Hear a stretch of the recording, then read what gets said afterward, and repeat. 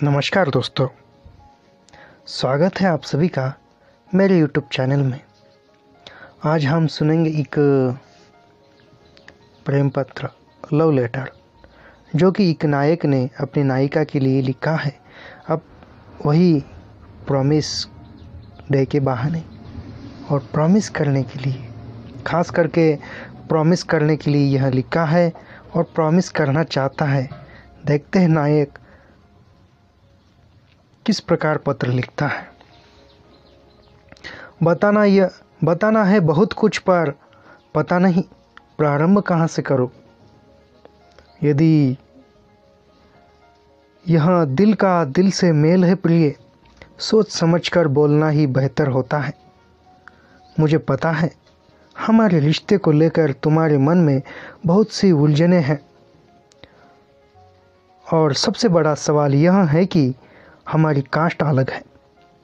पर तुम चिंता न करना, मैं प्रयास करूंगा कि तुम्हारे लिए, इतना ही नहीं कि तुम्हारे लिए तुम्हारे पिता को कैसा लड़का चाहिए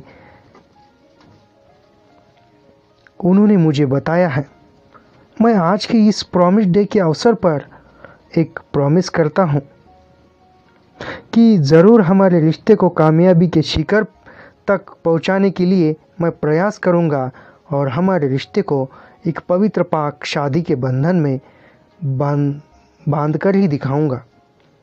मुझे पता है यह बातें सुनकर तुम्हें अजीब लगता होगा, इतना ही नहीं मेरा गुस्सा भी आता होगा, मगर मैं यह कहना चाहता हूँ कि लहरों से डर कर नौका पार नहीं होती, कोशिश करने वालों की कभी हार नहीं होती।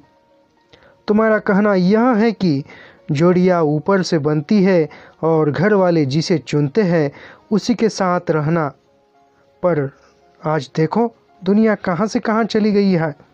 कौन जाति पाति मानता है।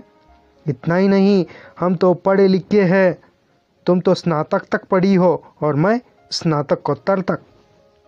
देखो देखो दुनिया कहाँ चली गई है। मैं यह कहना चाहता हूँ कि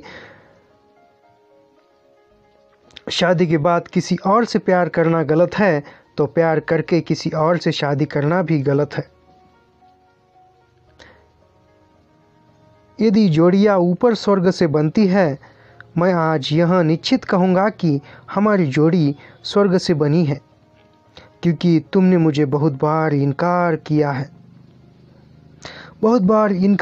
है, बात करने का फैसला भी लिया है,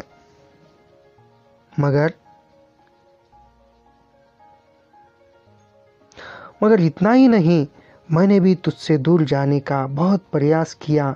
जब जब मैं तुझसे दूर जाने की सोचता हूँ, तुझसे मिलने का एक नया आयाम मिलता है। यह भी तुम्हें गलत लगता होगा, तो अचानक मेरा तेरे पिताजी से मिलना और एक दूसरे के विचारों का आदान प्रदान होना और एक दूसरे में लगाव निर्माण होना, यह भी तो एक प्रकृति का संकेत हो सकता है। यदि यह संकेत ना होता तो तुम्हारे पिता तुम्हारे लिए कैसा लड़का चाहिए यह मुझे नहीं बताते, मगर उन्होंने बताया। मैंने तो जिक्र भी नहीं निकाला था। दूसरा यह भी संकेत है कि तू न चाहकर भी मुझसे बातें करती रही।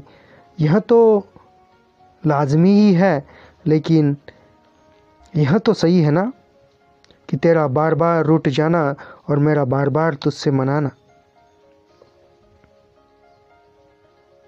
मैं यहाँ एक और बात कहना चाहता हूँ कि यदि किसी पति पत्नी में इतनी बार रूठना मनाना होता तो वह दोनों शायद तलाक ले लेते और अपना रिश्ता ख़त्म कर लेते थे। मगर हमारा देखो, कितनी बार न जाने हमने दूर होने का फैसला किया, कितनी बार दूर हुए और कितनी बार मिले। देखो यह प्रकृति का संकेत है। शायद तुम मेरी बातों को यूं ही उड़ा रही हो, लेकिन यह एक प्रकृति का संकेत हो सकता है, और संकेत है। आज मैं साहित्य की जगत में जो भी हूँ सिर्फ तेरी वजह से हूँ, क्योंकि तू न मिलती तो मैं कविता न लिखता और साहित्य जगत में इतना उभर कर ना आता। मैं बस इतना ही कहना चाहता हूँ कि मेरे शायरी के पृष्ठ पन्नों पर तू ही सफल किरदार होगी। जहाँ जहाँ गूंजेंगे मेरे शब्द वहाँ तेरे नाम की चर्चा होगी। मगर हाँ, यह कहना तो रह गया कि यदि हमारा प्यार सच्चा है तो ज़रूर हम सफल होंगे। यह भी एक सुन लेना, यदि राई के दाने के बराबर भी मेरा प्यार सच्चा है तो ज़रूर सफलता मिलेगी हमें। बदल कर देखो नज़रिया, मुझसे भी बुरे लोग तुम्हें मिल जाएंगे।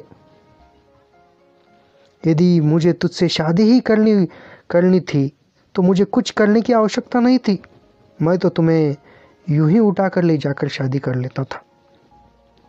मगर मैं ऐसा नहीं करूँगा, क्योंकि तेरे चरित्र पर मैं दाग नहीं लगने दूंगा। इसलिए मुझे प्रयास करने दो। यदि हमारा प्यार सच्चा है तो यकीनन सफल होंगे, और सच्चा भी है, और हमारा रिश्ता सच्चा भी है, क्योंकि प्रकृति हमें मिलाना चाहती है।